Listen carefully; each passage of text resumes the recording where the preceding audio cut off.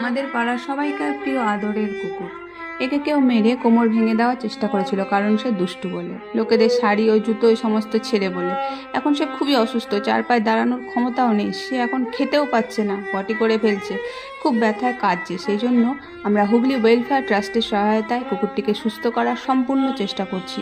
তার এখন স্যালাইন চলছে, ইঞ্জেকশন চলছে, আগামী 2 দিন ধরে তার স্যালাইন ইঞ্জেকশন চলবে। কুকুরটি ছোটবেলা থেকেই দুষ্টু ছিল, এখন আমার বাড়িতেও আশ্রয় নিয়েছে, খুব ব্যথায় কাতরাচ্ছে।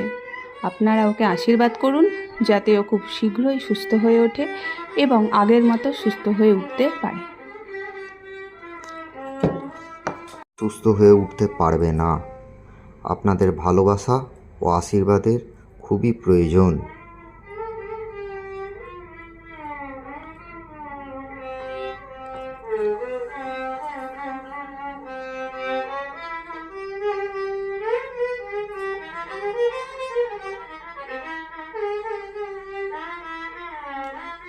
सारे जहाँ से अच्छा हिंदुस्तान हमारा।